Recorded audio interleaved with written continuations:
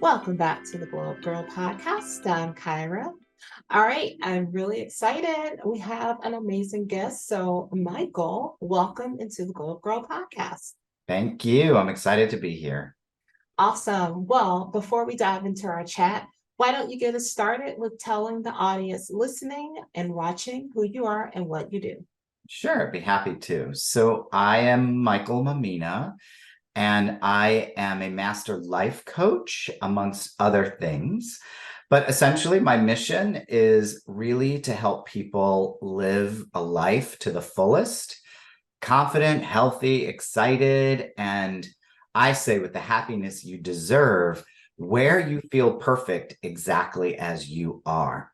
So, no excuses for who you are. This is who you are, and living life to the fullest. So, what I love to do is support people in doing that. And I do that through private session work. I do that through group sessions. I have a group session that I call Courageous Conversations, where we dive into things that some people don't like to talk about, but it's a great place for connection.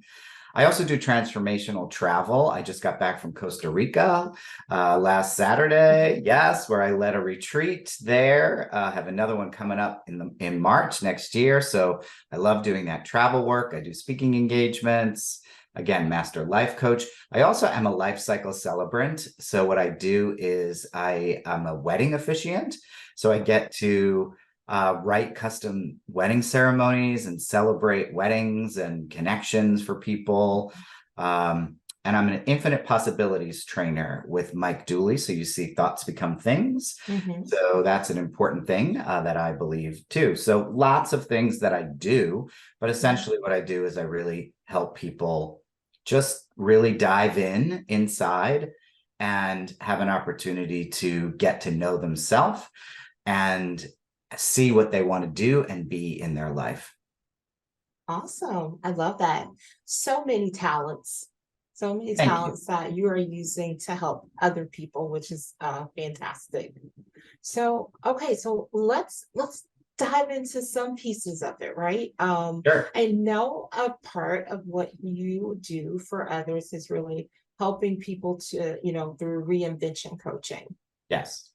What does that look like? What is it? And how does it serve the clients that you work with?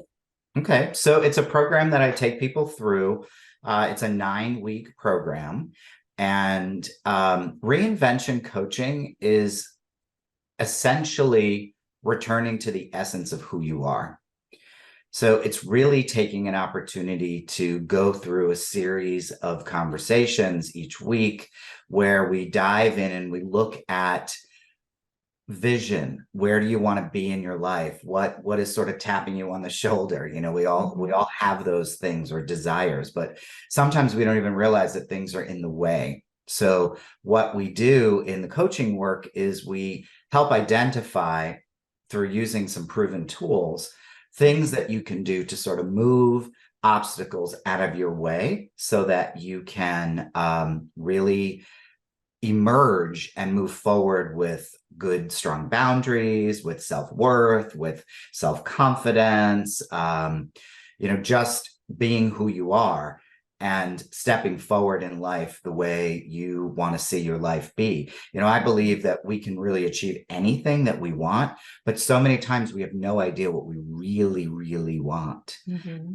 The reinvention coaching returns you inside and allows you to sort of tap into what you really most want in your life. And Right. yeah, and I that's what love that. reinvention coaching is. Because it's almost too like you're a rediscovery of yourself. Absolutely. And, there are certain stages in people's lives Mm-hmm. where they look for like, well, what's next? Or, Mm-hmm. what should I do? Or, and they look to other people to say, well, what should I do? And I'm like, I don't know what you should do. You can figure out what you should do. So let me support you in figuring out what's really tapping you on the shoulder is your burning desire. What is your heart say that you Mm-hmm. really want to do? And then what I do is I support them in the steps to get there. So, the reinvention process can happen several times. There could be, you're graduating from school, or you're, wanting a new career, or Mm-hmm. you just had a loss, or you've had a breakup, or you're in a retirement position, or whatever it is that you're moving Mm-hmm. to a new location, and you just want to go, well, how do I reinvent myself? What do I want to do? Mm-hmm. Mm-hmm. This is a proven process, developed by one of my mentors, Nancy Levin, that Mm-hmm. takes you step by step through it. And Mm-hmm. most people come out the other side learning a lot about themselves, and Mm-hmm. also putting together practices, rituals, things that help them support themselves in moving forward. Yeah, I think that's quite interesting. I feel like I know you said it can happen at any time. I feel like a lot of people right now in this particular time and space that we're living in, a lot of people are looking for that rediscovery. They're looking for something more meaningful and something that matters and means more in their lives. Like I feel like people are like tired of like, what used to be and they want something different. Absolutely. And you know what did that? COVID. Yes. It's Yes. like COVID, people, you had to stop. You had no, and you had to be with yourself. Hmm. And Hmm. some people were cool with that, and other people were like, I don't know what's going on, but I don't want to come out the other Right. side. Now people are emerging again, like coming Hmm. back into their life, and they're looking at their life going, I don't want it to look like that. I don't want it to feel like Yes. that. I don't want those people in my life anymore. Yes. And there are tools and people like yourself and myself to support people in, Hmm. saying, okay, so how do we do this, what I call consciously, versus Hmm. sort of just, saying, oh, I'm going to quit my job and move to wherever. You know, Right. it's Yeah. like, okay, so let's do that, but let's do Yeah. it with a conscious plan Let's so have a that, plan. yeah, so that you're not like, now what do I do? I have 2 cents, and what do I do? Yeah, no, don't go in there and turn the disc over, okay? No, not yet. But I do love that because I think that is so true. And I've heard a lot of that, like from talking to like my therapist, and she's saying that, while this seems to be like the summer where everyone's emerged, like last summer, like some people emerged, like this summer, everyone is trying to get back into like some whatever their new life is post COVID.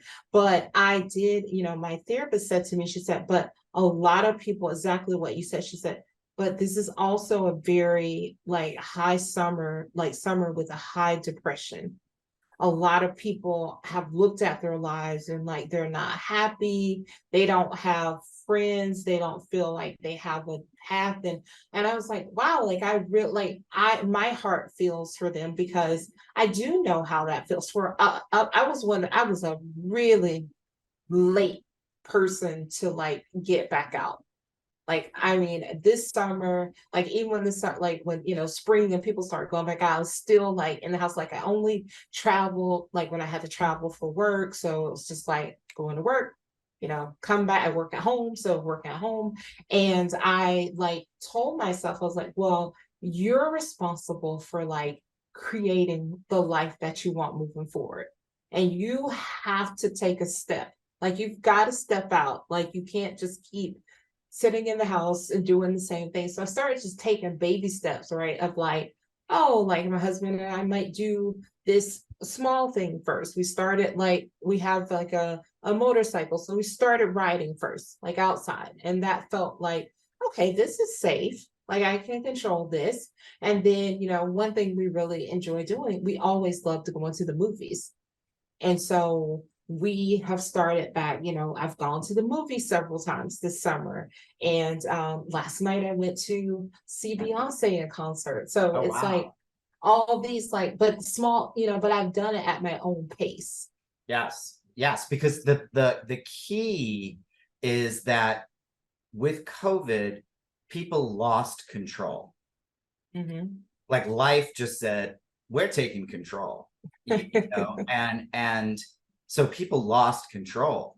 So that scared so many people that they just sort of went inside and just decided like, okay, this is my safety, this is my cocoon, which is Yes. great and important and is the way we all sort of move through it.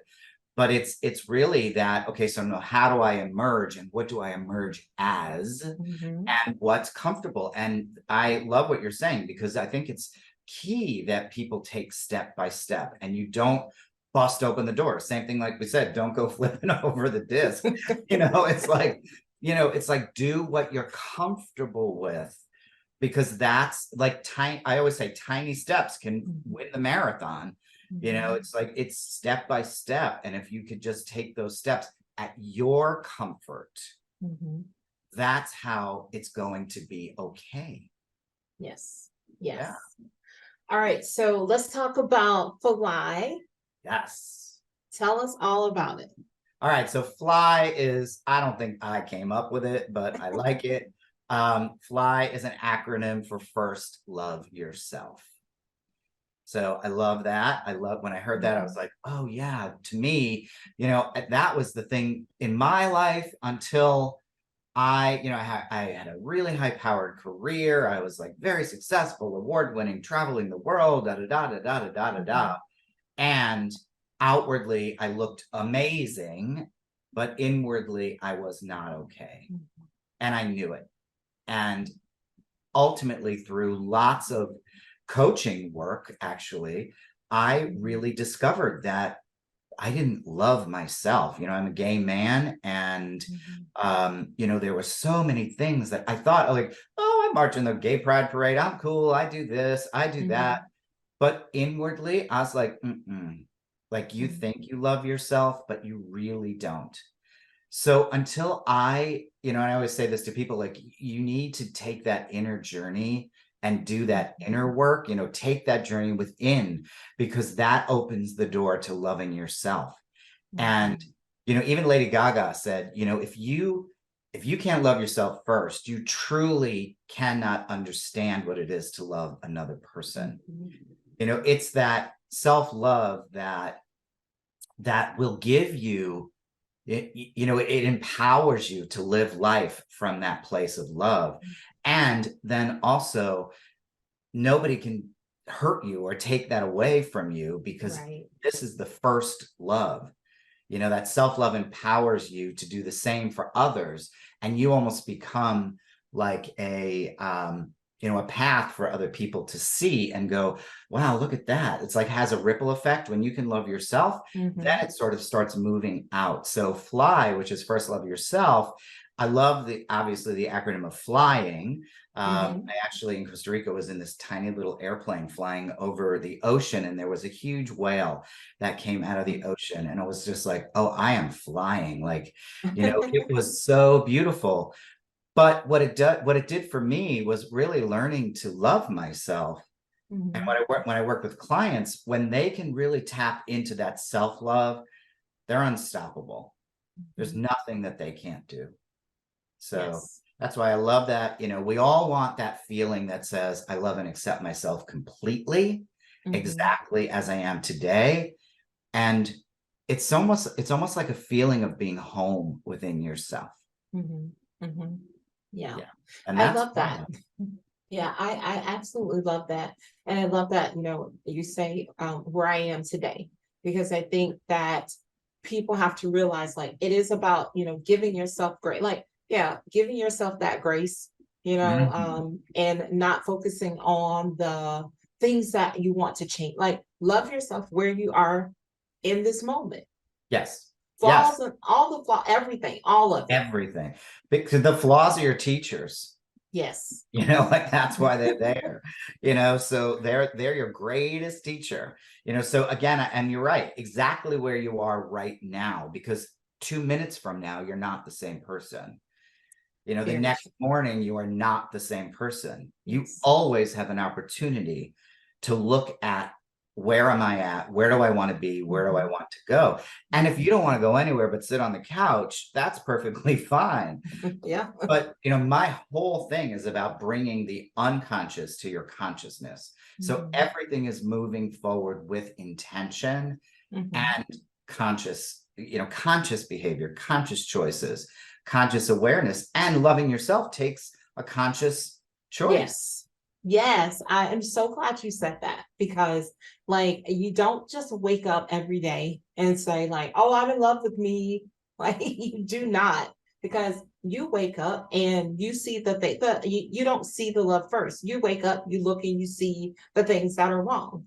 Correct. Yeah. I mean, And go ahead, finish what you're going to say. oh, no, I was just gonna say, but it's like through like affirming yourself, right? Being conscious about I may not, I'm just gonna use a simple one for me, like, oh, I may look in the mirror and say, oh man, I really wish I could get those last 20 pounds off. Like they keep hanging around. But also, but I'm alive.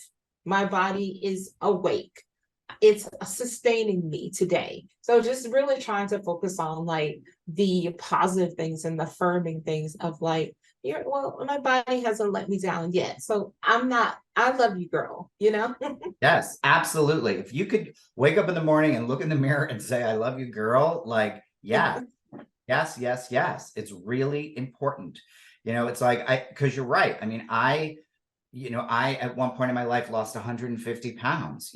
I did not feel, I would look in the mirror and think what's going on? And after I lost the 150 pounds, I'd still look in the mirror and go, what's going on? Like, and I never really realized it was because I didn't learn to love me, and it was such a game changer for me. And unfortunately, but fortunately, it finally happened. It happened to me only 5 years ago. So there were lots of years of a lot of self-hatred and a lot of shame and hiding and never feeling good enough, living in a marginalized community. And I know, women are really your target. Like women actually gravitate to me. I always say I'm their gay best friend. They always want to. It's because I've had the weight issues. I've been in a marginalized community. I know what it's like to be pushed out, to not feel good, to always criticize, to come from that space. Yeah. And when we can make that shift, and I know it's not easy for everyone, but there are people out there to support you. When you can really wake up and say, no matter what, I do love myself today. There's a motivational speaker who I love. Her name is Mel Robbins. And she says every morning she wakes up and before she gets out of bed, she does this. She gives her heart a high five, which I love, and says, I'm okay. I'm safe and I am loved. And then she gets out of bed and starts her day. If we could just do that, energy shift. Yeah. Right. What I really appreciate and want to thank you for is the transparency, and also just saying that, for you, it happened 5 years ago. So I want people to like understand that like it's okay if you're like, oh my gosh, like I'm older. How can I ever get there? Like it doesn't happen. None of it happens overnight. And there'll be setbacks even when you get to a place of feeling confident and you feel love. There will still be those moments where your, as I call it, the inner mean girl will say, I mean, you're saying you love yourself, but girl, are you really enough? And then that's when you have to, like you said, Michael, focus and have make that conscious effort of saying that I do love myself. I am enough right now. And I am loved. It's like if Yes. you could just think about, I'm sure if you just thought, I know my husband loves me, I know my mom loves me, or I know my friend loves me, like that can just fill you up, like, and just give you even more energy. Yes. To love yourself, because then that's what I call evidence. I call it like looking for evidence. Like where do you see someone who loves you? So therefore you are lovable. You are enough. Like that's evidence. I can go out and look for evidence about, yeah, somebody loves me, so I must be lovable. Not everyone's gonna love me, and that's okay, because I don't want to love everybody else either. So it's like, but where it's important, I know that there's evidence and I can love myself. Exactly. I love that. I love that. So how do self-love and net worth relate? Okay. So yeah, so I teach something, or one of my programs is called Worthy Coaching, and it's Okay. really about looking for your self-worth. Because if you, and again, this comes from the book by Nancy Levin, which it's a beautiful book, and it's called, Boost Your Self-Worth to Grow Your Net Worth, and it's called Worthy. So, if you believe that you're not enough, you'll always believe that there isn't enough, or you'll never have enough. It could be money, it could be shoes, it could be, clothes, it could be food, it could be love, it could be, the right career, whatever it is. And what happens is that what we do is we use that not enough money, not enough love, whatever it is. So net worth, to me, we use that sort of as a weapon against ourselves to beat ourselves up. So essentially, if you really look at, and we start with the premise of, if you look at your net worth, you need to really look at what your self-worth is.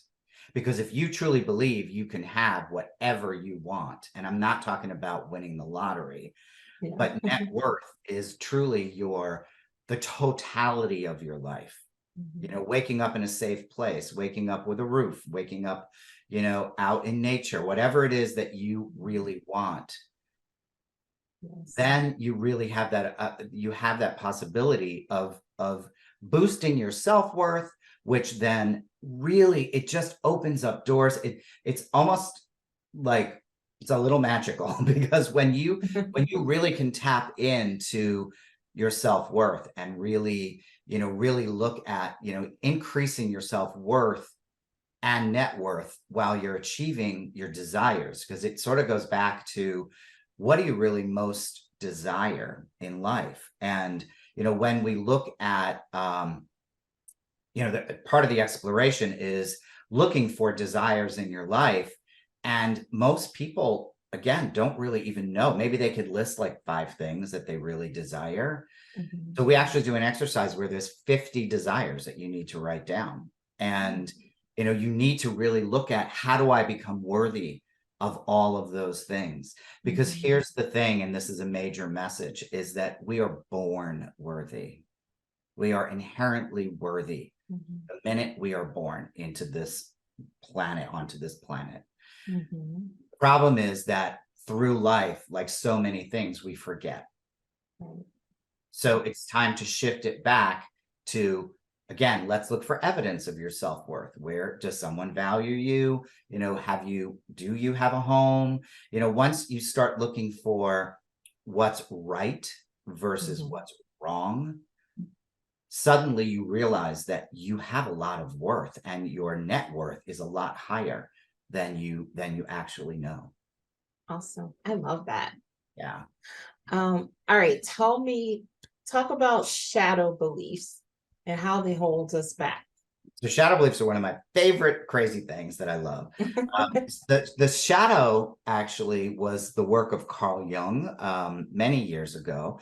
And then one of my mentors, Debbie Ford, sort of took the idea and expanded upon it. And my current mentor that I work with is Nancy Levin, and she's taken the shadow into a bit more of a contemporary idea.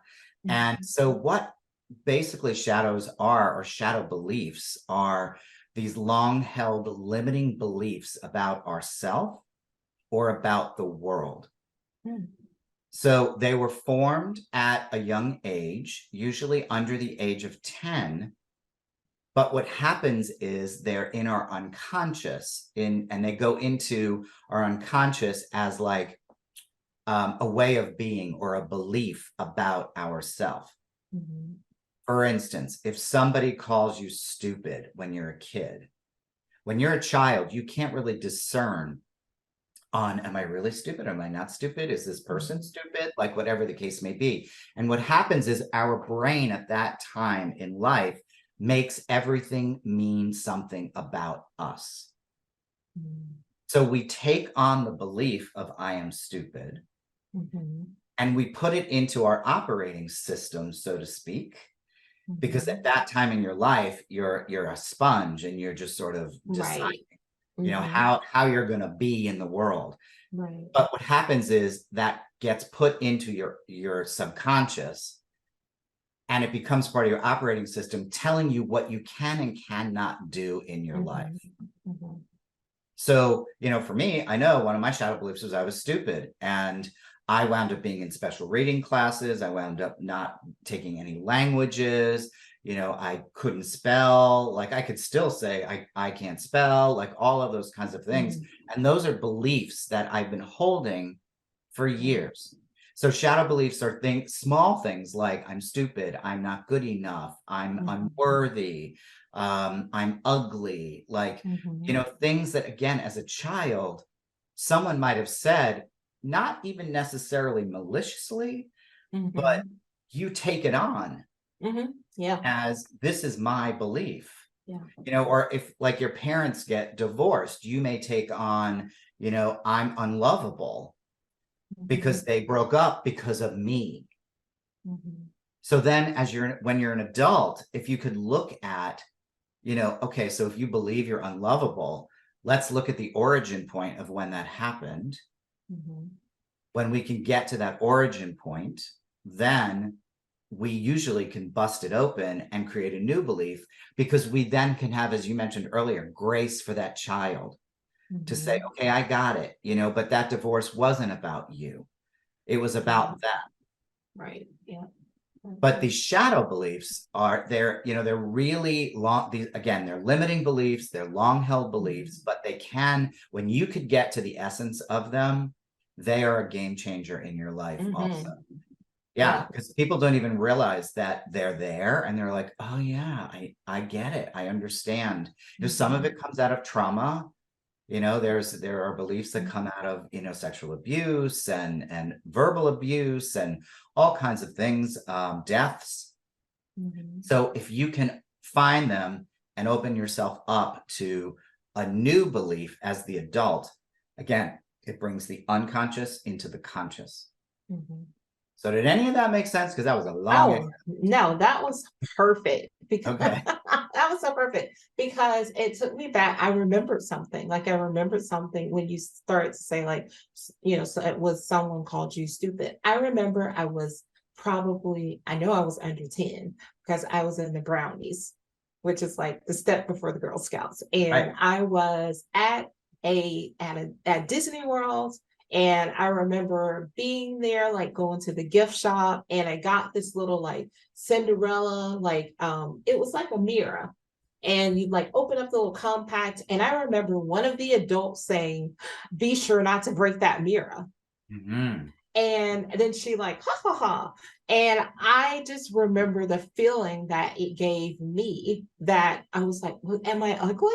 Like, am I going to break the mirror because I'm ugly? And I think, as an adult, like, shit, think about like, I don't think she was calling me ugly. I think she thought it was like a joke. But I remember like that stuck with me for a really long time. I can remember it now. Like I was under 10 then. I'm over 40 now. And I still remember the exact moment where it happened, where I was standing. I remember what I had on. I was wearing little purple overalls. I had on a little short set. It was like overalls, and my hair was like in two little buns up.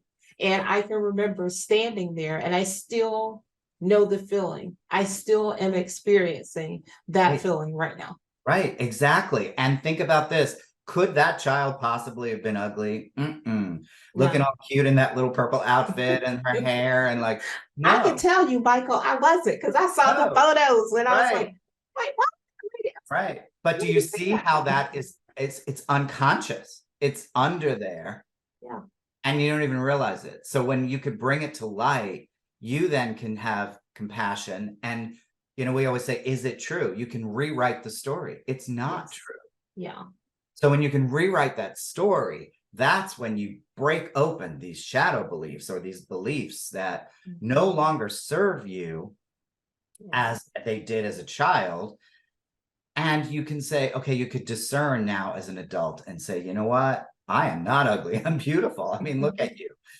So, that's the thing. But for years, if someone said something, Yeah. it could trigger you and could hold Yes. you back. And that's all Yes. they do, is that they hold you back. So Hmm. the more we can bring them to light and give them life and break through Hmm. them, the more we can open paths for possibility. And that's Hmm. really what the shadow work is really about, like uncovering, because guess what, unfortunately there isn't just one.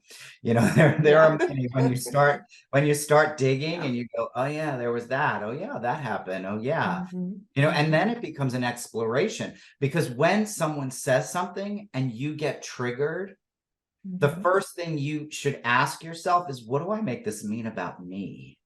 What am I making this mean about me, and why? Hmm. Is it true? No, it's not true that I'm stupid. I'm not stupid, Right. but Yeah. or I'm not fat, or I'm not ugly, or whatever Hmm. it is. I am lovable, and so when you shift them, that's how you create possibility. So the shadow work is brilliant. Again, it's been around for years. Yes. It Um, is. And anybody watching and listening, you should be going over to Michael's site now and getting in. I mean, you see, yes, I just had a mini session right here. I had a yes, breakthrough. exactly. Right. Yes. Yeah. So what's a new belief? What's a new empowering belief for you? If there was that belief about, you're going to break that mirror, you're ugly, what's a new, Yes.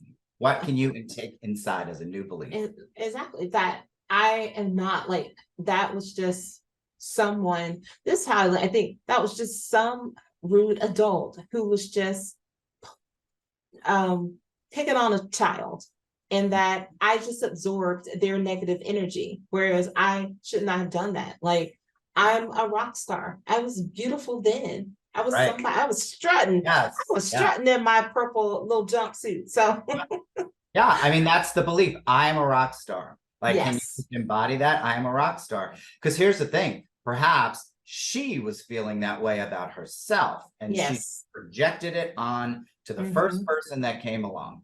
yep. So, And now like, that I think talk about about that lady, projections. now that I think about that adult, yes, she was, because she was a mean person. So Yeah, there you go. yeah, so she's a mean girl. But oh, I love this. This was awesome. Awesome, awesome, awesome. So, okay.